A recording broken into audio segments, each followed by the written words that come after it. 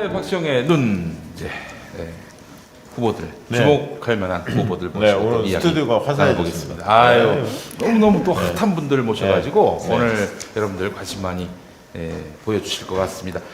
민주당 최고위원이시고요. 노동 분야. 예. 또 잔뼈가 네. 잔뼈가 아니라 큰 뼈가 굵으신 분이 비례대표를 좀 준비. 예. 예. 자 이수진 최고위원님 나오셨습니다. 네, 어서 반갑습니다. 오십시오. 안녕하세요. 반갑습니다. 이수진 또 저기 판사 출신 이수진 네, 후보도 동명이인입니다. 계시고. 네. 예. 누가 더 유명한지는 나중에 두고 뭐? 보겠습니다. 네, 반갑습니다. 방금 소개받은 더불어민주당 최고위원이고요. 저는 노동부문을 대표해서 그동안 전국 노동위원회 활동을 했었고요. 연세의료원 노동조합위원장도 마쳤고 또 오. 간호사 출신으로 의료노련 한국노총 오. 70년 역사상 최초의 여성 산별위원장을 하고 있습니다. 예, 노동 존중받는 사회를 위해서 열심히 뛰고 있습니다. 네. 반갑습니다. 아유, 반갑습니다. 사실 이수진 최고위원님의 네. 그 이제 그동안 최고위원 회의에서의 발언을 제가 항상 주목했습니다. 아, 그래요? 사실 네. 더불어민주당 안에서 예. 이 노동 문제와 관련해서 너무 입장이 없다 이런 아쉬움이 생길 무렵에 맨 밑부분에 가면은 이수진 최고위원께서 아주 그날 춘천살인의 그 민주당에서는 네. 정의당이 심상정이 있으면 민주당이 이수진이 있다. 아 그래요. 네. 이런 얘기는 많이 안 나왔지만. 네, 예, 예. 많이 안 나왔지만. 네. 그렇습니다. 그렇습니다. 예. 네. 자, 두 분의 살아온 얘기를 좀 한번 여쭤볼게요. 우리 또 이수진 후보님은 대학 때 어떤 학생이셨습니까? 저도 공부를 열심히 하는 학생은 아니었고요. 저는 이제 사실 간호학을 전공했는데 처음에는 좀 저랑 좀 맞지가 않았어요. 그래서 1학년 때는 이제 방황도 많이 하고 또 질풍노도의 시기를 거쳤는데 가출도 하고 뭐 아니, 그러기에는 제가 또 책임감이 너무 막강한 예, 예. 맞딸이어서 근데 이제 우연히 그 연극을 하게 됐어요. 이제 간호학. 연극이요? 연극이요? 네. 야, 노래. 간호학이다 보니까 연극. 이제 그 뭐 메디컬 드라마, 사이코 드라마 뭐 이런 식으로 간단하게 연극을 하면서 제가 이제 이게 내 길이다. 나 연극 배우가 되어야겠다. 그래서 원래 저희 그 과 연극부를 만들었어요. 그래요? 그래서 저희 과에 40명밖에 안 되는데 그중에 20명이 저 연극부였고 그 제가 회장을 맡았어요. 그래서 연극부를 근데 그 공연 올리는 과정이 굉장히 지난하잖아요. 그렇죠. 예. 가서 기획을 맡으면은 가서 돈도 좀 수금해야지 이렇게 그렇지. 우리 또 배우들 맛있게 먹일 수도 있고. 그 앞에 그 네. 저기 그 술집 이런 데 그렇죠. 가지고 예, 다 돌아야 사장님들한테 됩니다. 예, 어? 다 다니면서 이제 스폰서도 받아야 되고 또 연출을 맡으면 또 배우들 간에 서로 이제 분란도 생기고 어려울 텐데 그런 갈등 조정도 해가면서 공연 한 작품을 올리는데 이게 종합예술이잖아요. 예, 예. 그러니까 사람과 사람 간의 관계 그리고 또 그런 것들을 겪으면서 굉장히 즐겁고 재밌었어요. 저도 연극을 한번 해봤는데. 야, 예. 그러셨어요? 예. 예. 제 맡은 역할이 전대협 의장이었어요. 그 전대협이 운동권 전대협이 아니라 전국 대머리 대표죠. 가발 쓰고 나오고. 예, 예. 아니 그 저기 누구야? 그 연극하신 정치들이 많아요. 그 예전에 그 80년대 때 이재호 이제 그 형님이 또 그때는 또 투사 아니었습니까? 투사했죠. 이재호 형님이 거기서 저 연극 연출을 했고 그 배우 겸 또 이런 소품 김두관 그런 그림이 그려지지 않는데 그런 일이 있었어요 옛날에. 예. 그래요. 옛날 그 연극을 오래 하셨군요. 학생 때 연극하고 졸업하고도 그 이제 동문 합동 공연을 올리느라고 대학로에 이제 한 카페에 가서 리딩 작업을 하는데 남편을 거기서 만났어요. 아이고. 예, 남편도 다들 대학로에서 거론해서 연극을 사랑이. 그렇죠 연극을 했던 거죠. 예, 예. 남편이랑 저랑 나이 차이가 좀 많이 나요. 7살 차이가 나는데 아이. 예. 옆에 계신 분하고는 그래도 7살이면 꽤 많은 차이죠. 나이 차이 많이 났어요. 11살. 11살. 용암을 내밀지 마세요. 애구머니나. 거기서. 그렇군요. 근데 이제 보통 좋아하는 게 같다 보니까 이제 맞아요. 그쵸 네. 서로 대화도 잘 되고 그런데 그게 이제 일종의 이제 원래 선생님이고 전 학생이었는데 연극을 함께 이렇게 만들어 나가는 이제 꼬심을 당한 거죠. 예. 학교 다닐 때는 뭐 아르바이트 같은 것도 해보셨어요? 저는 아르바이트 굉장히 많이 했죠. 제가 저희 어렸을 때 뭐 이렇게 아주 뭐 이렇게 가난하거나 그러진 않았는데 저희 어머니가 정말 억척스러우신 분이셨어요. 그래서 연탄 가게를 하셨어요. 그래서 그 자식들한테 잘 이렇게 그 공부도 가르치고 잘 키우기 위해서 고생을 굉장히 많이 하셨는데 이제 그러다 보니까 어머니가 항상 열심히 사시는 모습을 보다 보니까 또 저희 아버지는 이제 연탄 공장의 임원이셨어요. 사실 어떻게 보면 그런 인연으로 이제 엄마가 이제 그 힘든 연탄 가게를 사실 하게 되신 거죠. 그런데 그러다 보니까 두 분의 영향을 받아가지고 열심히 저희가 새벽부터 일어나서 그 새벽 5시에 밥상머리 아버지 출근하실 때 그 옹기종기 네 형제가 모여서 밥 먹고 이제 그렇게 살다 보니까 대학 가서도 제가 입학할 때랑 졸업할 때만 등록금을 부모님이 대주셨고 그 중간에는 제가 그 중화동에 살았는데 거기 태릉 갈비집들이 많잖아요. 예, 예. 가서 갈비집 아르바이트도 하고 예, 식전인데 이 갈비가 땡겨. 그리고 거기 묵동에 크라운 베이커리 공장도 있었어요. 그래서 이제 겨울 방학 때는 이제 손이 많이 필요하니까 그래서 제가 탄력근로 이런 거 제가 이해가 높은 게 이렇게 손이 많을 때는 동네에 아르바이트 하실 분들이 참 많아요. 네. 그래서 가갖고 일도 하고 그러면 등록금을 벌 수가 있었던 거죠. 그렇죠. 예. 옛날에는 그게 가능했죠. 한 달 바짝 일하면. 네, 그렇죠. 그러니까 저한테는 뭐 공부와 일과 생활과 이런 것들이 늘 이렇게 그냥 자연스러운 삶이었던 거죠. 알겠습니다. 우리 이수진 후보께서는 연세의료원에 들어가시다 들었는데 네, 아까 네. 영국 했으면 영국 쪽으로 빠져야지 왜 또 네. 간호학 했다고 이 연극이 돈이 안 되지. 그렇죠. 그래서 그런 예. 거예요? 네. 아니 그리고 그 어쨌든 제가 이제 그 간호학과에 전공하는 이제 친구들 거의 대부분 이제 직업이 정해지잖아요. 네네. 그러다 보니까 사실 처음 이제 병원에 들어가서 일을 하는데 신규 간호사 시절에 많이 힘들더라고요. 교대 근무하는데 밤에도 이제 밤근무도 해야 되고 그리고 또 환자를 돌보는 데 있어서 사실 어려움들이 이제 그 어린 나이에 일하기엔 어려움들이 가끔 이렇게 나타나거든요. 그래서 한 1년 동안은 이제 사실 그만두고 싶었어요. 그래서 그만두고 나도 대학로에 가서 좀 아래부터 뛰어서 연극 배우가 됐으면 좋겠다. 이제 그런 꿈을 꾸면서 이제 직장 생활을 하다 남편을 만나고 남편과 결혼을 하고 남편이 이제 결혼할 때 그랬어요, 저한테. 결혼하면 그 병원 그만두고 하고 싶은 거 해라. 그래서 이제 그럴 줄 알고. 그럴 줄 알고.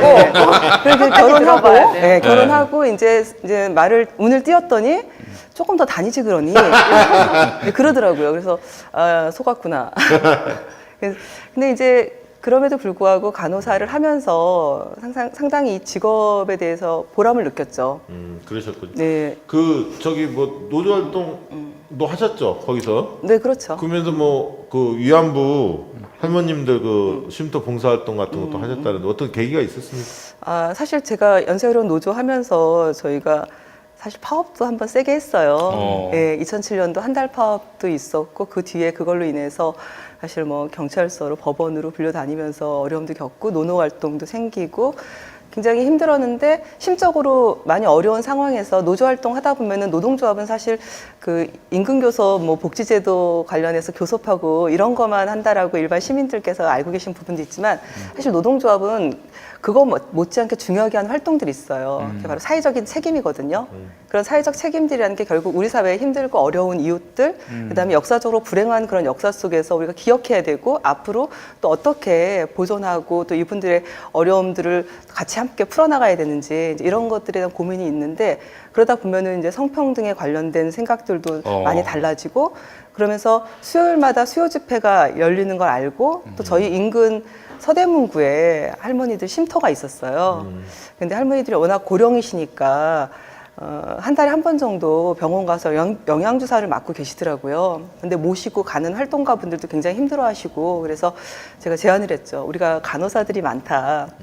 우리가 영양주사를 놔드리고 건강관리 체크해드리고 그리고 뭐 명절 때든 한 달에 한 번씩이라도 와서 함께 할머님들과 대화를 나누고 싶다. 그래서 제가 노조 간부들 데리고 쉼터를 방문해서 이제 그런 인연이 10년 넘게 인연이 계속되고 오래 하셨네요. 예, 전쟁과 여성인권 박물관 건립할 때도 노동자들이 지원할 수 있도록 이렇게 조직화도 하고 이제 이러니까 또 고맙게 상도 주시더라고요. 그러니까 열심히 이게 했다고. 참 노조가 요즘에는 좀 지탄의 대상 비슷하게 되는 경우도 있는데 이렇게 사회 참여를 하면서 의미 있는 활동들을 많이 하시는데 잘 몰라요. 홍보가 안 그죠. 돼서 사실은. 네. 그래서 이제 노조 이따의 혁신 과제에 대해서 한번 여쭤볼 테니까 이따 또 한번 이야기 나누기로 하고요. 이수진 후보님은 한마디로 본인이 어떤 사람이라고 생각하십니까? 저는 제가 공감 능력이 뛰어난 사람이다. 네. 한 분은 느낌 있는 사람, 한 분은 공감 능력이 뛰어난 사람. 네. 저도 아, 하나만 여쭤보세요. 이수진 후보님 같은 경우는 근데 제가 정말 이수진 최고위원의 그런 말씀. 발언들을 정말 열심히 유심히 또 이런 들여다봤는데 팬이 있는 거예요 지금. 그런데 이 감사합니다. 당의 어떤 입장과 굉장히 다르기도 하고 네. 날서기도 하고 굉장히 좀 이 뭐랄까요 좀 그 주변 사람들 좀 불편하게 한 발언들도 종종 있었던 것 같아요. 어떻습니까? 아, 그렇게 보셨어요? 예. 저는 우리 민주당이 그 굉장히 민주적인 정당이라고 생각을 해요. 그리고 제가 더불어민주당의 최고위원으로 올 때 노동 부문을 대표해서 네. 최고위원으로 오게 된 거거든요. 예. 그래서 그리고 사실 그 대통령님께서 전에 청와대 저희가 초대받아서 갔을 때 노동계의 목소리는 정부 정책과도 좀 다를 수 있고 예, 그럴 수 있지만 노동계에서 그런 목소리 내는 건 당연하다. 아 문재인 대통령이 그런 말을 네, 했습니까? 대통령께서 그런 말씀을 하신 적도 있으셨고 그런 목소리를 잘 듣는 우리의 자세가 더 중요하다. 이제 그런 말씀을 하셔서 굉장히 역시 편향돼 있지 않으시고 우리 사회 다양한 목소리를 담아 안으시는구나. 그리고 또 저희 당 내부도 마찬가지인 것 같습니다. 청년의 목소리, 여성의 목소리, 노동의 목소리 이 다양한 목소리를 우리 당에서 얼마나 잘 듣고 또 이런 것들이 당의 정책으로서 발현되고 국민들한테 희망의 메시지를 줄 수 있냐가 저는 참 중요하다고 생각을 해요. 그래서 제가 그 자리에 있는 거고 다양한 생각들을 담아내는 그리고 민주당의 능력이 충분하기 때문에 사실은 뭐 내부에 전혀 뭐 갈등이나 분란은 없었습니다. 아 그래요. 그런 네. 말씀을 해도 네네. 그 의료 노련 위원장도 하시고 아까 이제 한국노총 부위원장도 하시고 네. 여러 이제 노조 활동을 왕성하게 하셨는데 그 동안에 이제 노동운동 하시면서요 가장 보람되었다, 기억난다 이런 일이 있다면 한번 소개해 주시겠습니까? 노동조합 활동 자체가 상당히 보람 있는 활동이에요. 제가 현장에서 간호사를 하면서 그만두고 싶을 때도 있었고 그럴 때 노동조합을 알게 됐고 노동조합을 통해서 일하는 사람들의 희망을 또 보게 됐고 아까도 이제 당에서 여러 가지 목소리를 낼 수 있지 않냐 그런데 노동도 마찬가지거든요. 조합원들이 다양한 목소리를 노동조합에 와서 얘기를 해요. 또 그런 것들 실현하기 위해서 또 노조가 애를 쓰는 건데 제가 일을 하다 보니 이게 노동조합 내부에서 할 수 있는 일이 있고 그다음에 뭐 상급단체라든지 또 정치 영역 그리고 또 사회에서 해내야 되는 영역들이 각각 달리 있더라고요. 그래서 그런 일들을 하나하나 해내갈 때 굉장히 보람이 있고 그리고 사실 저는 지난 5년 전 메르스 사태 때 현장에 있었던 사람이에요. 그렇죠. 네, 간호사. 그래서 그러네요. 지금 예. 코로나 우리 19 이런 감염병 사태 때문에 국민들께서 불안해하시고 또 정부가 방역 대책을 위해서 열심히 뛰고 있고 또 우리 국민들께서도 개인 위생이나 또 본인들이 할 수 있는 또 최소한의 역할들을 정말 잘하고 계시거든요. 근데 메르스 때는 병원 내 감염으로 이완이 됐기 때문에 굉장히 심각했잖아요. 지금은 지역사회 감염이 되긴 했지만 병원 내 이완이 되거나 그러진 않았고 네. 또 치사율도 굉장히 낮고 전염력은 좀 높지만 또 이런 차이가 좀 있어요. 진짜 네. 보시기에 외신이 굉장히 칭찬을 하잖아요 지금. 방역 대응에 그거는 대해서. 칭찬할 만해요. 아. 왜냐면 사실이거든요. 예. 또 우리가 진단 키트라든지 진단 그에 걸리는 시간도 굉장히 짧고 저희가 뭐 그 찾아내서 확진자를 찾아내고 네, 있잖아요. 그쵸. 예. 그러니까 방역 루트를 보면서 찾아낸다라는 것은 참 이거는 이제 원인을 알 수 없고 불확실할 때 굉장히 불안해하고 힘들어하잖아요. 그런데 왜 이렇게 환자가 생겼는지, 대구 경북에서 왜 생겼는지, 또 뭐 신천지라든지 대남병원이라든지 다 내용들이 다 들어와 있잖아요. 그래서 오히려 이제 그런 것들을 국민들에게 발빠르게 또 알려주고 이제 이런 것들이 그 불확실성과 또 불신 이런 것들이 국민이 굉장히 좀 믿지 못하고 불안해하는 요소들이거든요. 네. 이런 것들을 발빠르게 해주고 있는 부분들이 굉장히 중요하고 사실 이제 저한테 보람된 게 뭐냐고 이제 물어보시다 보니까 아무래도 병원 노동조합 활동을 하면서 뭐 교섭을 잘해서 좋은 성과를 내는 것도 보람이 되지만 무엇보다도 노동조합 활동을 통해서 사회적 책임을 다할 때 정말 보람이 있거든요. 아까 뭐 일본군 성노예 할머니들 문제 적극적으로 대처해서 함께 활동하는 부분도 있지만 그거 외에도 우리 사회에 어렵고 힘든 분들이 굉장히 많아요. 취약계층. 근데 이제 정부와 사회가 또 지역사회에서 보완해야 될 부분들, 사회적 안전망을 잘 만들어내야 되는 것도 있지만 그렇지만 그래도 노동조합이라는 곳은 조직화된 노동자들이 있는 곳이거든요. 어떤 활동을 할 수가 있어요. 그리고 조합원들과 함께 같이 고민할 수가 있고 우리 사회 지속 가능한 사회를 가게 하기 위한 우리 최소한의 역할이 무엇인지 그런 사회적 책임에 대한 논의들을 하고 그 논의들이 이렇게 실현될 때 굉장히 보람이 있거든요. 그래서 저는 조금 더 다른 사람에 대한 그런 이해, 그다음에 배려 이런 것들을 노조가 굉장히 많이 만들어 나가고 그래서 저는 그런 활동들을 사실은 연세의료 노동조합 활동, 또 의료노련 노조 활동 이제 이런 활동들을 통해서 꾸준히 해왔고 그런 활동들이 노동자 정치 세력화를 하는 데 있어서 또 하나의 우리 숙제로 저희에게 던져진 거죠. 네, 노동자들에게. 알겠습니다. 그 궁금한 거는 이제 민주당과 정의당의 노동 정책의 어떤 기조나 방향 이게 차이가 좀 있다라고는 알고는 있는데 좀 명료하게 설명해 준다면 어떤 차이가 있을까요? 명료하게 설명을 드리면은 점수 차이가 있습니다. 이제 노동계가 이제 공약이나 이제 정책 협약을 할 때 모든 당에다 질의서를 보내요. 네. 그런데 그거에 대한 답변들을 보내는데 아무래도 특히 이제 한국노총의 답변서를 받아서 평가한 항목을 보면은 정의당은 한 90점대고 저희 당은 80점대 이제 그런 평가들을 받아요. 그리고 그 미래통합당 쪽은 거기는 뭐 질에서 답변도 잘 안 보내고요. 뭐 사실 뭐 평가할 게 논의할 없네. 얼굴 표정이 바뀌어졌어. 미래통합당 얘기하니까 얼굴이 굉장히 평가할 게 없어. 노동 정책에 대해서 거의 뭐 더 이상 저희가 할 얘기가 별로 없고 그러다 보니까 그 내용에 큰 차이는 없는데 다만 노동계의 요구를 100% 수용하지 못하는 좀 그런 차이가 있고 또 하나는 저희가 이제 여당이잖아요. 여당은 할 수 있다라고 얘기해서는 안 된다고 생각해요. 해내야 되거든요. 결국은 법으로 만들고 정책으로 만들어내야 되는데 이게 여당 혼자서 할 수 있으면은 뭐 다 할 수 있다 이렇게 얘기하겠죠. 공약에다가 아니 근데 하나 남발하겠죠. 질문하면 네. 노동계 요구가 너무 노동계만 생각해서 과도한 요구가 있는 게 아니냐 이런 지적도 나오잖아요. 그러니까 예를 들면 노동계 입장에서는 자기 주장들을 제일 많이 받아주는 게 100점에 가깝겠지만 그럴 수도 있죠. 예. 전반적인 시민의 눈높이에서는 그렇지 않을 수도 있는 거거든요. 그런 생각 안 해보셨어요? 그런 것도 그렇죠. 이제 사실은 이제 그 노동조합이 너무 우대해달라고 하는 거 아니냐 이런 시각들이 좀 있잖아요. 네. 그런데 사실 그 노동조합들이 노동조합을 우대해달라는 건 아니고요. 노동자가 일하는 사람들이 존중받을 수 있는 그런 문화가 만들어져야 된다. 이제 그런 의미인데. 아니, 그러니까 그게 예. 어려운 게 아까 있던 최저임금 시급 올리는 문제에 있어서 속도와 관련해 늘 논란이 있잖아요. 네네. 근데 이제 물론 공약을 하셨으니까 최대한 지키는 게 맞는 거고. 근데 이제 이게 항상 부작용이 늘 있기 때문에 이게 노동계는 가급적이면 노동계 주장들은 당연히 일하는 사람들 위해서는 이렇게 조직화된 대중을 중심으로 판단하는데 조직화되지 못한 대중들도 노동 대중도 있고 실업자들도 있고 다양한 계층들이 같이 어울려 살다 보니까 이해와 요구가 굉장히 복잡해질 때가 있거든. 그러니까 저는 그런 생각들도 노동계 내부에서 치열하게 좀 토의가 이루어지고 있습니까? 그렇죠. 사실은 노동계 내에서도 자기 반성도 있고요. 너무 우리들 문제만 가지고 이렇게 이슈 파이팅 하는 거 아니냐. 지금 말씀하신 대로 비정규직들이라든지 지금 뭐 4차 산업시대 플랫폼 노동자들의 그 노동자성이나 이분들의 권리, 이제 이런 것들에 대한 얘기들도 사실 좀 마련이 되어져야 되고 또 마찬가지로 일하는 사람들이 대기업, 중소기업만이냐, 뭐 자영업자나 소상공인들 일하는 사람들 아니냐, 네. 이 사람들의 권리는 또 어떻게 지켜줘야 되겠냐. 저는 이런 모든 것들이 사실 총체적으로 논의가 되어야 되고요. 그 말씀에 있는 그 내용은 특히 이제 최저임금과 관련된 말씀이실 것 같아요. 2년 연속 최저임금을 좀 올렸고 그 뒤에 최저임금 산입 범위를 확대하면서 노동계의 반발에 이제 부딪혔고 또 언론에서는 노동계가 너무 욕심부리는 거 아니냐, 이제 이런 얘기도 있는데 이게 사실은 좀 디테일의 문제인 것 같아요. 최저임금을 올리면서 산입 범위도 같이 논의하고 또 이게 사회적 대화기구인 최저임금위원회에서 논의가 되어져야 되는 거거든요. 근로시간 단축과 관련해서도 마찬가지인 것 같아요. 탄력근로제도도 그렇고 서로가 이해관계가 다르잖아요.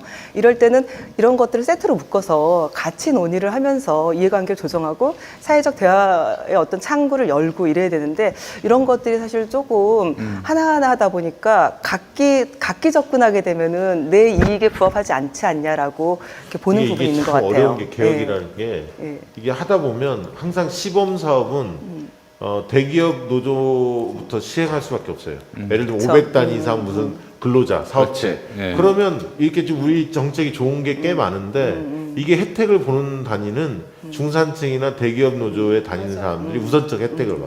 밑에 중소기업들은 그런 것들이 다 정착이 된다 한참 뒤에 와. 그렇기 때문에 상대적 박탈감이 늘 있어요. 그래서 저는 제가 이제 밖에서 보는 입장에서는 정책이라는 게 그래서 어려운 것 같아요. 그렇죠. 그러니까 시범 사업을 네. 하면서도 네. 밑에 그 박탈감을 느끼는 사람들을 어떻게 어루만 앉을 거냐. 그래서 어렵다는.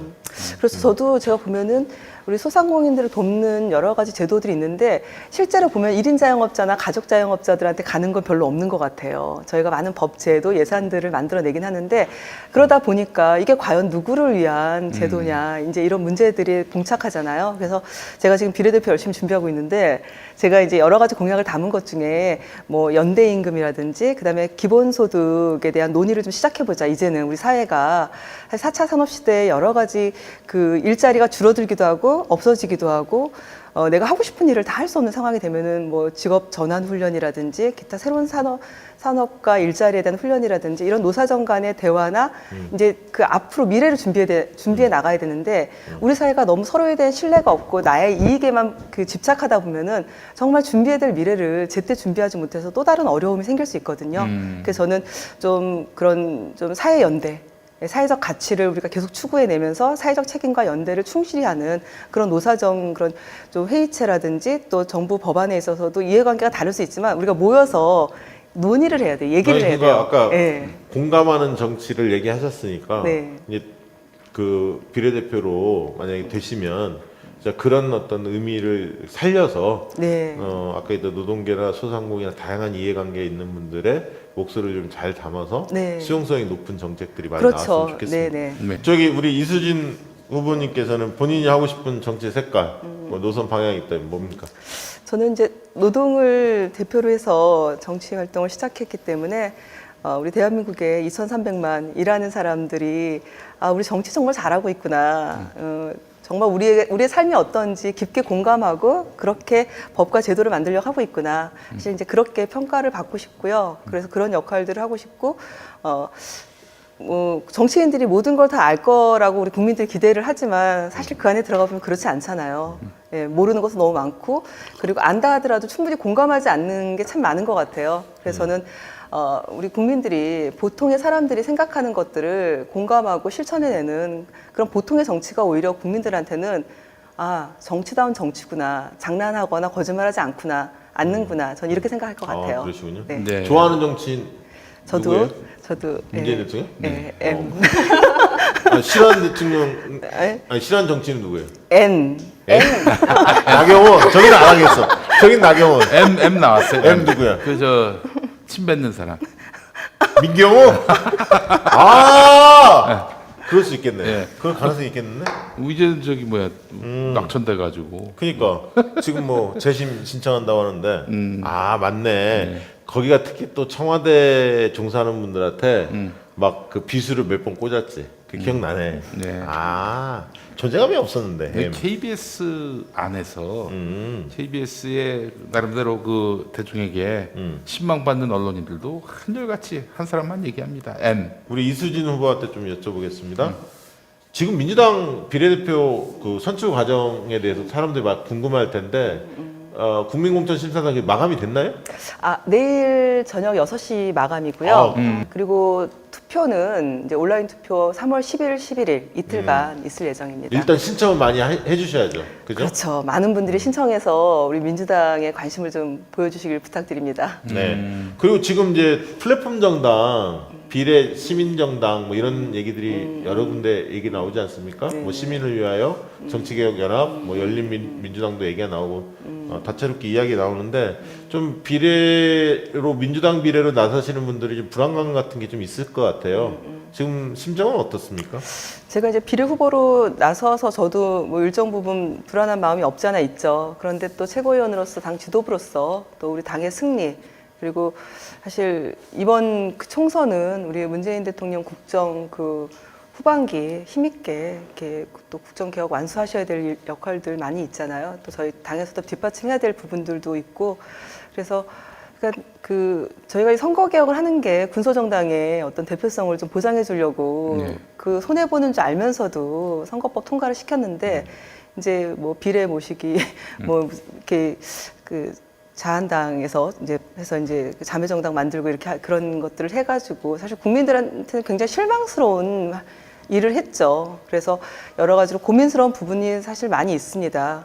그렇지만 조금 더 많은 분들의 의견과 생각들을 담아가지고 저희가 또 당의 승리와 그리고 또 그 비례 후보들을 저희가 당에서 이렇게 만들어내는 거는 뭐 그 어떤 직능의 대표성 그리고 또 전문성 또 이런 것들을 저희가 당의 또 이후의 활동에 또 담아내기 위해서 굉장히 중요한 새로운 세력들이거든요. 그래서 비례대표를 갖는 거는 굉장히 중요한데 이런 선거법으로 인하여서 이런 좀 어려움들이 있긴 한데 또 다양한 우리 사회의 여러 목소리들을 계속 저희도 좀 이렇게 관심 있게 듣고 있습니다. 그러니까 지금 약간 모호성이 있긴 한데 네. 제가 볼 때는 금주 내에는 민주당 입장을 정할 것 같고 어쨌든 비례대표로 선출된 분들 순위 투표를 해서 된 분들은 책임 있게 뭔가 조치를 취하지 않을까. 공당인데 일당인데 그렇죠. 그렇게 할 거라고 믿고요. 다만 그 비례 투표에 있어서 국민공천 심사단이 이제 투표를 하게 되는데 뭐 20명이든 25명이든 이제 그 대상으로 투표를 할 때 그 순위가 네. 공개가 될 거냐 공개가 안 될 거냐 이게 이제 관심사인 것 같아요. 일단 비례 공간에서는 순위는 공개 안 하고 그랬어요. 네, 그래서 네, 제가 네, 볼 땐 네. 그건 좀 지금 우상호 위원이 위원장을 하고 계시는 것 같은데 네네. 그걸 좀 전향적으로 바꿔야 할 것 같다는 생각은 들어요. 왜냐하면 그렇지 않으면 투표할 맛이 별로 안 나거든. 그러니까 이제 물론 그것이 그대로 중앙운영위에서 순위 투표할 때 영향을 미치기 때문에 네네. 거기서는 또 정무적으로 고려할 사항이 많다고 보여지긴 하지만 그렇지만 투표하는 사람에서 순위가 공개 안 되면 투표할 맛이 나겠어요. 그래서 한번 좀 건의를 해보시는 게 어떨까 바꿔보는 게 저는 뭐 그렇게 개인적인 생각은 그렇고요. 그래서 제가 후보가 그 게임의 룰에 대해서 말을 못하는구나. 예, 그렇게 얘기하기는 그래서 어렵죠. 제가 얘기합니다. 우상원 제발 좀 바꾸세요. 예? 지금 어떤 시대인데 다만 전략적으로 배치할 게 있죠. 외교 안보 장애인이라든가 네네. 어떤 그런 분들을 앞순위에 넣는 것은 정무적 판단을 그렇게 하시면 되지만 국민들의 국민공천 심사단에서 누가 1등하고 2등하고 적어도 1, 2, 3 한 3위 안에 드는 사람들에 대해서는 그만큼 많은 사람들이 지지하는 것이기 때문에 중앙운영위 순위 투표도 무겁게 받아들일 필요가 있는 거거든요. 네. 그렇게 열린 자세로 가야지 이게 지금 때가 어느 때인데 저는 조금 그 부분은 좀 이해가 안 되고요. 네. 그다음에 이제 심상정을 이기겠다 슬로건을 네. 제가 봤는데 슬로건이 그거예요? 심상정이 심상정을 이기겠다. 어때 일감 딱 들었을 때 굉장히 섹시한데. 섹시하죠. 예, 느낌 예. 딱 오죠. 예. 이수진 다시 쳐다보게 되죠. 예. 그 슬로건을 들고 나오셨습니다. 심상정을 이기겠다. 어떤 배경에서? 저는 그 제가 당에 자진해서 입당을 했고요. 그 2011년 한국노총과 그 저희 당이 민주통합당이라는 이제 통합을 해서 당을 만들었잖아요. 그렇죠. 그때부터 이제 활동을 했는데 이제 그때 이제 제가 뭐 민주당의 뭐 노동위원회 활동도 하고 또 여성위원회 활동도 하는데 그때 그 대통령께서 제 손을 꼭 잡아주셨어요. 예. 그리고 사실 제가 이렇게 다양하게 여성으로서 뭐 노조 활동을 비롯해서 정치 활동 하다 보니 여러 의원님들이 그 당시에 저한테 그 영입 인재로 저를 추천을 했어요. 근데 이제 몰랐던 거죠. 영입 인재들은 뭐 당적이 있거나 당 활동을 안 하신 분들이 대상이거든요. 그때 우리 그때 당 대표셨어요. 네. 우리 대통령께서 대표님께서 이제 그때 그러시더라고요. 이분은 우리 당의 인재영입위원이다. 영입인사가 아니라 이미 오래전부터 우리 당에 들어와서 열심히 활동을 이제 노동계를 대표해서 하고 있는 사람이라서 아쉽지만 인재영입은 아니다. 이런 말씀을 하셨고 그리고 또 그 뒤에 이제 한국노총이 그 대통령을 지지하면서 전조합원 투표를 해서 지지를 하기로 결정을 하고 이제 그 선거 지원을 했을 때 그때 중앙위원회 때 오셨어요. 그때 후보로서 대통령 후보로서 우리 대통령님께서 오셨는데 그때 저랑 이제 엘리베이터를 같이 타게 됐어요. 근데 대통령님께서 이제 저를 자주 보셨으니까 근데 저를 딱 보시면서 제가 이렇게 웃고 있으니까 저한테 참 미소가 보살 같습니다. 맞아요. 진짜. 근데 네. 여성들이 그 칭찬을 들려 네네네. 칭찬으로 사실은 근데 그분은 진짜 칭찬을 하신 칭찬이잖아요. 거예요. 맞아요. 그래서 네. 칭찬이신데 제가 순간 얼굴 관리, 표정 관리가 안 되는 거예요. 그래서 뭐라고 말씀드려야 되나. 그래서 계속 그냥 웃고 있었어요. 계속 이렇게 웃고 있었는데 근데 이제 우리 대통령께서는 부산에 계실 때도 그렇고 노동자들에서 무료 변론도 해주고 그럼요. 어렵고 힘든 그 네. 노동자들에 대한 이해가 굉장히 높으세요. 네. 그래서 저는 사실 지금 그 정의당의 심상정 대표가 노동 관련된 이슈를 일정 부분 쥐고 가는 부분이 있잖아요. 네. 그리고 우리 당의 당원들이 때로 이런 말씀도 하신다고 그러더라고요. 우리가 다 뭐 잘하는 것도 있고 못하는 거 있지만 특히 노동 얘기할 때 약간 움츠러든다. 정의당에 비해서 이런 약간 정서적인 게 있다. 그래서 앞으로 걱정하지 마셔라. 이제는 민주당이 이 수준을 갖게 됐다. 그래서 어디 가서든 민주당이 정의당 못지않은 노동 정책을 가지고 민주당의 노동 정책을 만들어낼 거니까 걱정하지 마셔라. 제가 심상정 대표보다도 훨씬 더 훌륭한 민주당의 노동 정책을 잘 할 것이다. 맞다. 네. 맞다. 한두 가지 더 여쭤볼게요. 그 노동계가 혁신해야 할 과제가 있다면 뭡니까? 네. 노동계 좀 바뀌게 하는 거. 어떻게 보면 국민들이 좀 바라보는 것들이 약간 노동 귀족 뭐 이런 얘기들 간혹 하시잖아요. 그래서 아무래도 그거는 이제 우리 사회가 굉장히 급격한 변화를 지금 직면하고 있어요. 근데 이 변화에 사실 사회적 대화를 통해서 함께 어려움을 해결해 나가야 되거든요. 그래서 결국은 조금이라도 내가 가지고 있는 것들을 양보할 수 있는 이제 사실 그런 미덕도 있긴 해야 되는데 이게 대기업 중심의 어떤 이제 조직화된 노동자가 사실 전체 2,300만 노동자 중에서 한 10% 좀 넘잖아요. 그렇게 어떻게 보면은 5인 미만 사업장의 노동자들은 또 근로기준법도 적용이 안 돼요. 굉장히 중소, 영세, 비정규직, 또 플랫폼 노동 이제 이런 쪽에 우리가 조금 더 관심 가져야 될 영역들이 더 많거든요. 그래서 저는 이제 우리 노동조합들이 나의 문제, 뭐 어떤 사업장 안의 문제 국한되는 게 아니라 좀 더 많은 대한민국에서 일하고 있는 분들의 권리에 함께 같이 노력해주는 그런 역할들, 이제 그런 것들을 좀 더 적극적으로 해야 된다.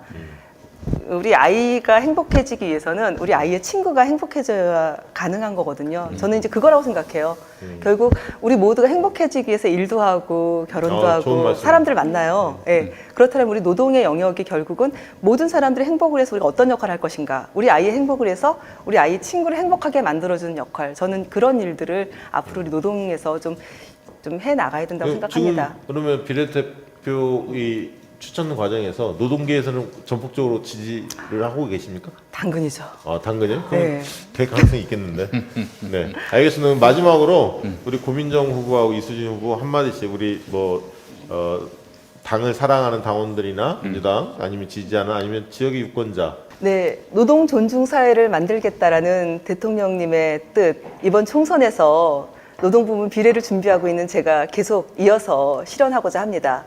전국의 많은 2,300만 노동 동지들과 함께 4월 15일 총선에 힘있게 뛰어서 더 사랑받는 민주당, 그리고 더 많은 관심을 받는 그런 민주당으로 만드는데, 그리고 또 저희 더불어민주당의 훌륭한 후보들이 당선될 수 있게끔 최선을 다해서 지원하면서 선거운동을 펼치고 싶습니다. 이번에 비례 후보로 출마한 이수진입니다. 열심히 뛰겠습니다. 고맙습니다. 네, 감사합니다. 네.